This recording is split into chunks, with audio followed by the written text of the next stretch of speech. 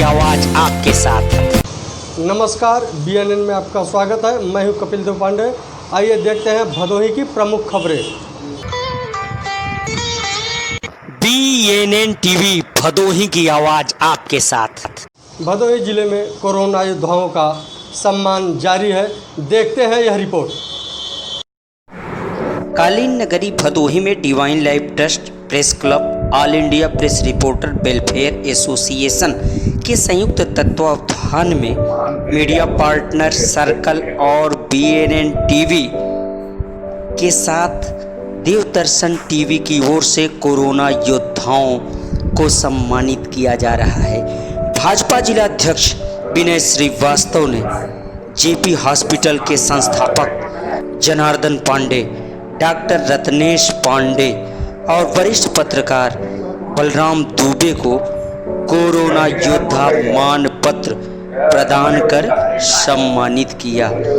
इस दौरान भारतीय जनता पार्टी के जिला अध्यक्ष विनय श्रीवास्तव और भाजपा जिला महामंत्री रमेश पांडे को वरिष्ठ पत्रकार डॉक्टर लक्ष्मीधर चतुर्वेदी और प्रेस क्लब अध्यक्ष मिथिलेश द्विवेदी ने कोरोना मानपत्र प्रदान कर सम्मानित किया। बड़ी बात यह है कि कोरोना के इस दौर में जब संघर्ष की नींव रखी जा रही है, पूरी दुनिया में मानवता के लिए कोरोना से जंग चल रहा है, ऐसे में कोरोना योद्धाओं के सम्मान से उन्हें न सिर्फ मजबूती मिली है बल्कि उनकी हौसला अफजाई हुई है।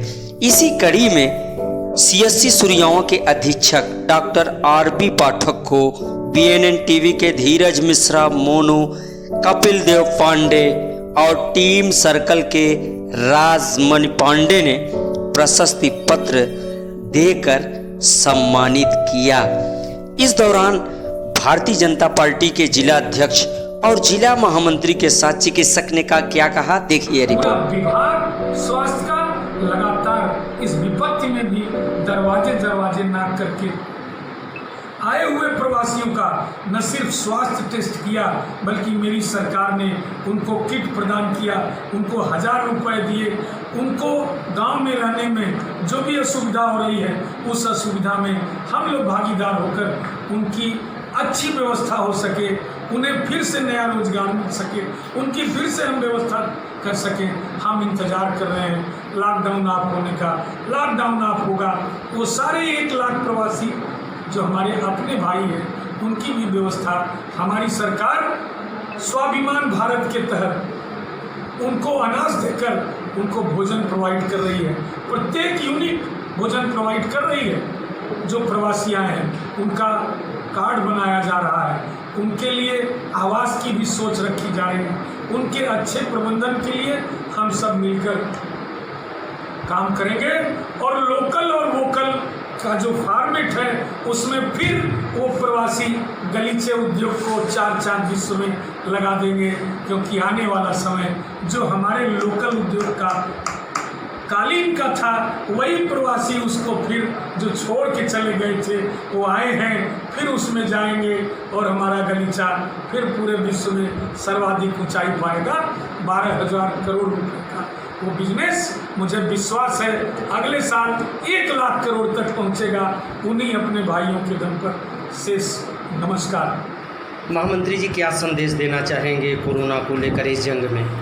जनपद में हमारे संगठन के मुखिया आदरणीय अध्यक्ष जी बूथ स्तर पर, सेक्टर स्तर पर, मंडल स्तर पर हर समय इस महामारी के समय में हमारा कार्यकर्ता हमेशा जनता के बीच लगा रहा। कहाँ कौन सी समस्याएं हैं उसे तत्काल जिले तक पहुंचाई गई और हमारे कार्यकर्ता सदा सर्वदा किट वितरण से लेकर भोजन वितरण से लेके, जबकि महामारी का ऐसा दौर था कोई बाहर नहीं निकलना चाह रहा था, लेकिन हमारे कार्यकर्ता अध्यक्ष जी के निर्देशानुसार सदा सर्वदा लगे रहे हैं कि 11 बजे रात उठकर मेरा कार्यकर्ता जहां आवश्यकता है वहां पहुंचा है। धन्यवाद। डॉक्टर रत्नेश जी, क्या संदेश देना चाहेंगे कोरोना को लेकर? कोरोना को लेकर मेरा यही संदेश है, आदरणीय अध्यक्ष जी की बातों से मैं सहमत रखता हूँ और पब्लिक से, आमजन से मेरा यही संबोधन है, यही संदेश है कि उचित से उचित दूरी बनाकर रखें, हमेशा हाथ धोते रहें, मास्क का प्रयोग करें। यही आपको कोरोना से बचा सकता है। कोरोना की कोई दवा नहीं है, कोई अभी तक इलाज इसका उपलब्ध नहीं हुआ है, इस वजह से आपकी जागरूकता ही आपको बचा सकती है। धन्यवाद। भाजपा नेता गगन गुप्ता ने नगर पालिका पर उठाया यह सवाल, आइए देखते हैं। नगर पालिका परिषद गोपीगंज के नोनियानी गली में शौचालय का मामला एक बार फिर गर्मा गया है। भारतीय जनता पार्टी के नेता और गोपीगंज नगर पालिका परिषद अध्यक्ष पद के भाजपा प्रत्याशी रहे गगन गुप्ता ने इस मामले को प्रमुखता से उठाते हुए भाजपा के पंचनिष्ठा के साथ नगर पालिका परिषद अध्यक्ष से सवाल दागा है। उनका साफ तौर से कहना है कि जो लोग भारतीय जनता पार्टी में आस्था रखते हैं, विश्वास रखते हैं, वो जन समस्याओं पर खरा उतरते हैं, जन समस्याओं का प्राथमिकता से निदान करते हैं, अनदेखी नहीं करते हैं।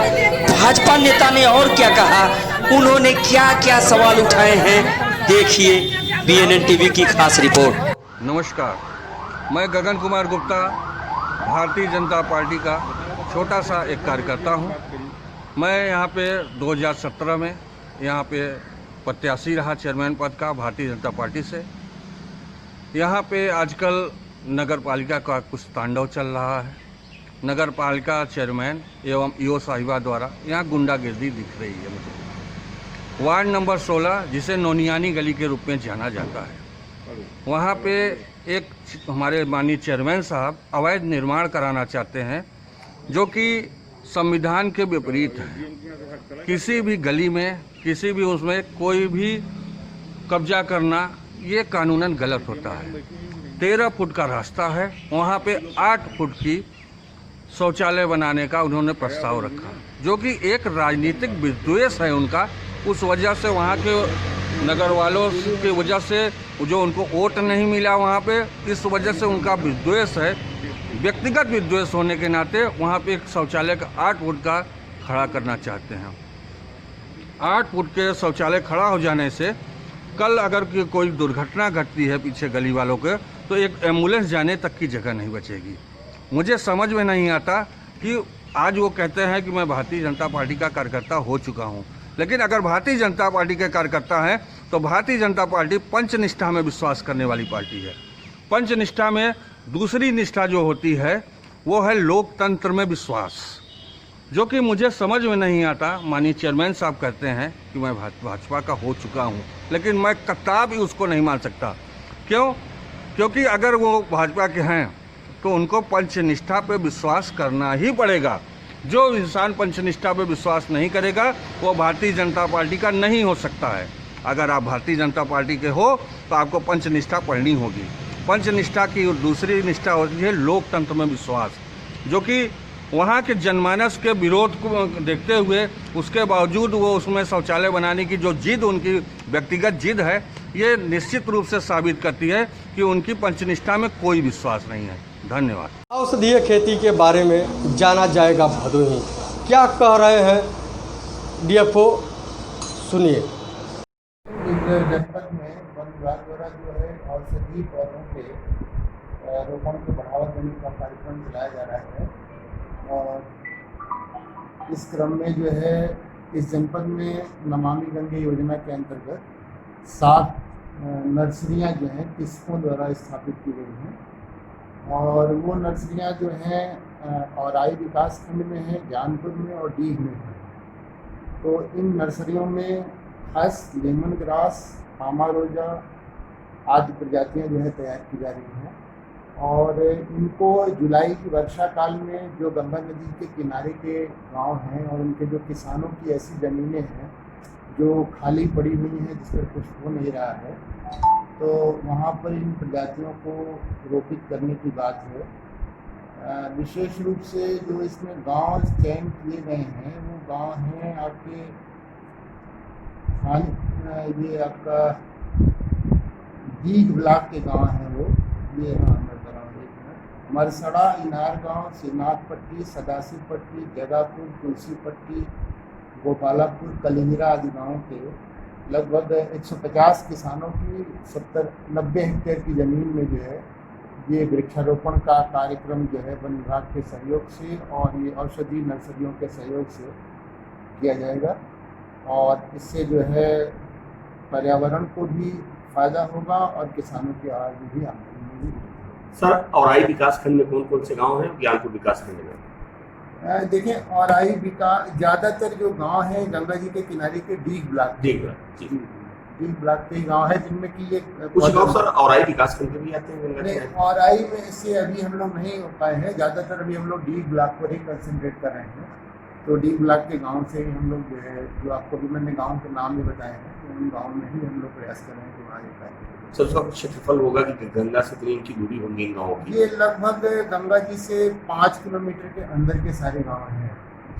और ये ज़मीनें वो किस्म की हैं जहाँ पर कि आपके पास जो है मतलब उसमें कुछ ये लोग कर नहीं रहे हैं, अभी खाली जैसी पड़ी हुई हैं, मतलब बंजर और पट्टी पड़े हुए हैं। जी जी जी। तो सर ये कब से शुरू हो जाएंगे इनका?